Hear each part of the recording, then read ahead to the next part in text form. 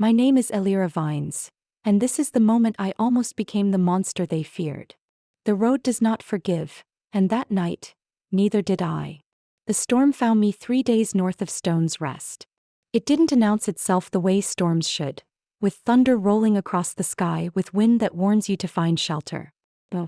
This one crept in while I wasn't paying attention, mist turning to rain, rain turning to something harder, until suddenly the world was gray and my cloak was soaked and my boots squelched with every step. I had been walking since dawn, lost in thoughts I couldn't afford. Lily's face kept surfacing, the weight of her arms around my neck. The stone I would never hold again. You're not scary. The words followed me like a ghost. I should have been watching the road. Should have been listening for the things that hunt travelers on lonely stretches. But my mind was elsewhere and the storm was stealing my senses, and by the time I heard the horses, they were already too close. Hoofbeats. Multiple. Fast. I spun, hand to my sword, but the rain was in my eyes and the mud was sucking at my feet and the first rider was on me before I could fully draw. He was big. Armor that had seen better days. A scar running from temple to jaw. His horse slid to a stop, spraying mud across my face, and his sword was already out, already swinging. I threw myself sideways. The blade cut air where my neck had been. I hit the ground hard, the breath knocked out of me, my sword tangled in my cloak. Rain pounded my face. I rolled, trying to gain space, trying to see. 2 more horses. 3 riders now. Circling. The scarred man laughed. Thought I smelled elf. I got my feet under me. My blade was free now, but my stance was off, my balance wrong, my shoulders screaming where the old injury had never fully healed. They were between me and the forest. Between me and any cover. And they were smiling. This is my confession. I was afraid. Not the cold fear of battle, the one that sharpens your senses and hardens your hands. This was the old fear. The familiar fear. The one that whispers you should have run sooner and you should have been smarter, and this is what happens when you let yourself be soft. I had let Lily in. And now I was paying for it. Pretty thing, one of the others said. Younger, leaner, a crossbow slung across his back but his hand on a short sword. Never seen an elf this close. Heard the ears are worth something. The third rider said nothing. Just watched. His eyes were flat, the way a snake's eyes are flat. No hunger. No cruelty. Just patience. That one scared me most. What do you want? My voice came out steadier than I felt. The scarred man tilted his head. What do we want? Let's start with that sword. That cloak. Whatever's in your pack. And maybe. He let the silence stretch. Maybe a story or two. Elves always have interesting stories. He meant my magic. They always do. You can have the supplies. I kept my blade up, my body angled to see all 3 at once. The sword stays. That's not how this works. The flat-eyed rider dismounted. Fully. Deliberately. His boots sank into the mud, but he didn't seem to notice. He drew a knife from his belt. Not a weapon, not really. A tool. The kind you use for skinning. My heart hammered against my ribs. Last chance, the scarred man said. Drop the sword. We'll let you walk away. Away. We all knew it. The flat-eyed man moved first. Fast. Too fast for someone who moved like he had all the time in the world. I met him with my blade. Steel clashed, the sound swallowed by rain. He was stronger than he looked and close, too close for a sword to be comfortable. His knife slashed toward my ribs.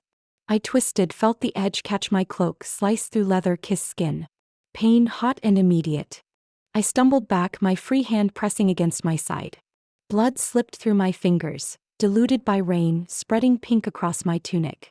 Not deep, but enough. Little elf. The scarred man crooned from horseback. You could have made this easy. The flat-eyed man came again. This time I was ready. I let him close, let him think I was retreating, then pivoted hard, driving my shoulder into his chest. The impact jarred my wounded side, sent white fire through my ribs, but his balance broke. He went down in the mud, knife flying, and I put my boot on his wrist and my sword at his throat. Back, I said to the other 2. Or he dies. The scarred man laughed. The younger man looked uncertain. And the one beneath me, the one with the flat eyes, just smiled. Go ahead, he said. You won't. My blade pressed harder. A bead of blood welled up against the steel. You think I won't? My voice was shaking now. From pain. From cold. from the rage I had been swallowing for years. I think you're the kind that hesitates. His eyes never left mine. I've seen your kind before. You save people. You don't kill them. Not unless you have to. He was right. And he knew it. The scarred man dismounted. I heard the squelch of his boots in the mud, the whisper of his sword leaving its sheath. He was circling behind me. The younger man followed, crossbow now in hand, pointed at my chest. 3 against 1. Bleeding. Tired. Alone. This is my confession. I wanted to kill them. Not because it was necessary. Not because my life was in danger. But because I was tired. Tired of running. Tired of being hunted. Tired of every kindness I showed being turned into a weapon against me. I had left Lily to keep her safe, and these men had found me anyway. They would have found her too eventually. They would have taken her village the way they were trying to take me, and there would have been no one to stop them. The thought burned. The magic in my blood answered. I felt it rising, not the gentle warmth I used for healing, not the careful spark I showed children. Something older. Something darker. Something I had been taught to fear. The ground beneath my feet trembled. The rain stuttered, faltered as if the sky itself was uncertain. The flat-eyed man's smile flickered. What? I released him. Sit back. Let the magic come. It tore out of me like a wound-given voice. The world went white. Not light. Pressure. A force that slammed into the men, into the horses, into the very air around us. The scarred man was thrown backward, his sword spinning away into the dark. The younger man screamed, his crossbow firing wild, the bolt disappearing into the trees. The flat-eyed man scrambled backward on his hands and knees, mud spraying, his composure finally breaking. I stood in the center of it, my hand still pressed to my bleeding side, my sword hanging loose at my side, and I glowed. Magic poured off me in waves, pale and furious, lighting the rain so each drop looked like falling stars. The horses reared, screamed, bolted into the forest. The younger man ran after them, shouting, already forgotten. The scarred man was on his back, staring at me with eyes wide and white. Demon, he breathed. You're a demon. The flat-eyed man had stopped moving. He was crouched in the mud, hands raised, watching me with something that might have been respect or terror or both. I told you, I said. My voice didn't sound like my own. It echoed. It carried. It was. I told you I would keep my sword. The scarred man tried to rise. Fell. Tried again. I stepped toward him. He flinched. And something in me, something I had been fighting for longer than I could remember, rejoiced. Yes, it whispered. Yes. Let them see. Let them fear. Let them finally understand what they have been hunting. I raised my hand. Magic gathered there, bright and hungry, waiting for direction. The scarred man whimpered. And I stopped. The rain fell. The light faded. The magic retreated reluctantly like a dog called off a kill. I stood there, shaking, bleeding, surrounded by mud and fear, and I looked at the men who had tried to rob me, hurt me, maybe kill me. And I saw what I had almost become. This is my confession. I have never been more afraid of myself than I was in that moment. Not of them. Of what I was about to do. I had stood on the edge of something dark and I had wanted to jump. Wanted to let the power consume me, wanted to show them what a real monster looked like, wanted to make them pay for every closed door and sharpened glance and whispered word that had followed me my whole life. I had wanted to become what they already believed I was.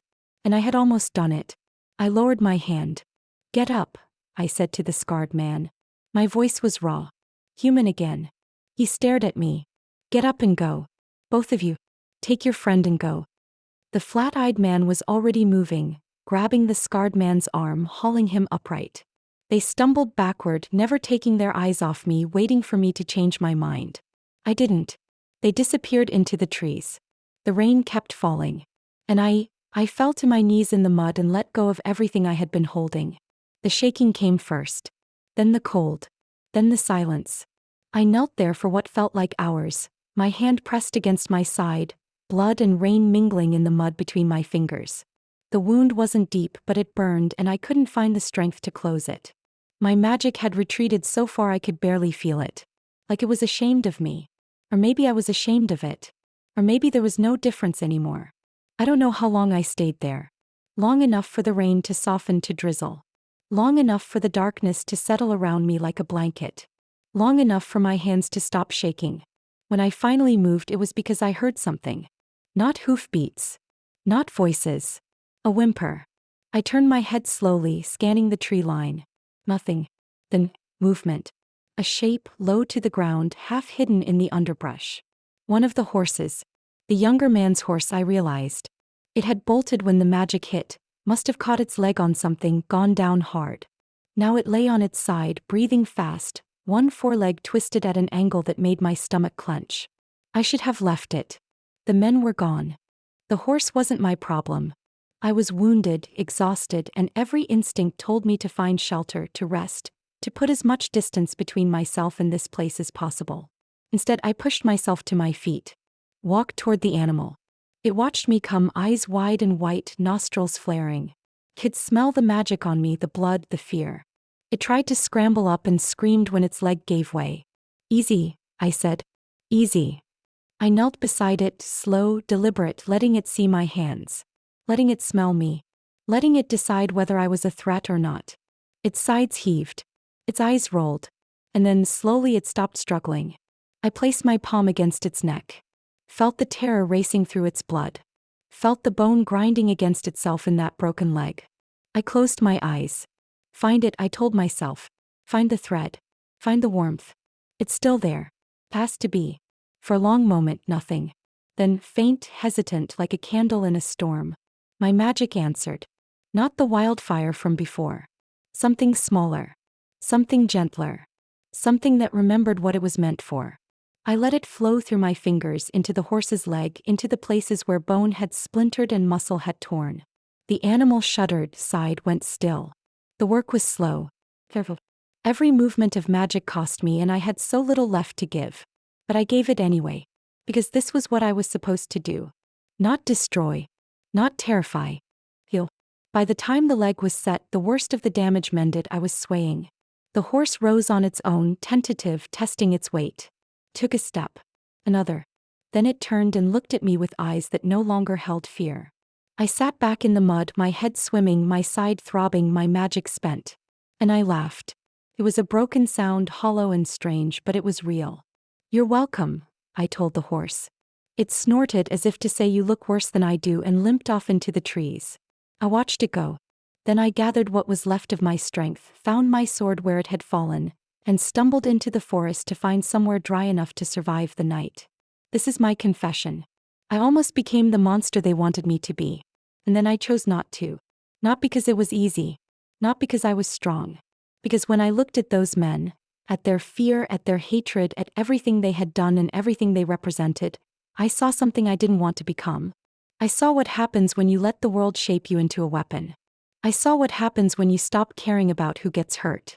I saw the road ahead of me, stretching into darkness, and I understood that if I took that path, I would never find my way back. So I stopped. And I healed a horse. And I walked away. The shelter I found was a hollow beneath an ancient oak, its roots forming walls, its branches forming a roof that kept off most of the rain. I crawled inside, dragged my pack after me, and lay there in the dark, listening to the storm fade. My side burned. My head pounded.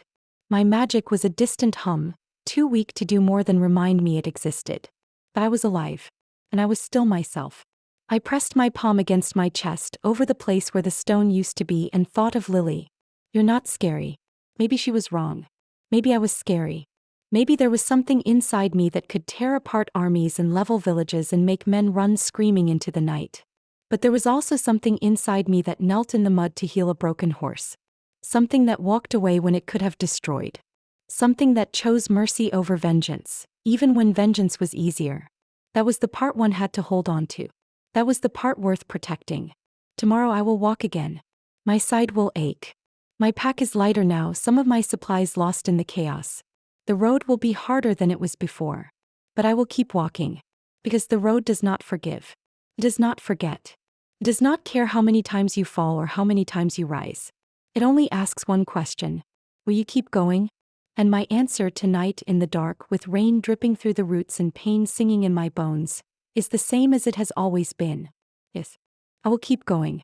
Not because I am strong. Because I am not finished yet. This is Elira Vines, and I am still walking. The road doesn't forgive, but I'm still here. There are more things I haven't told you yet. Subscribe if you're ready to hear them.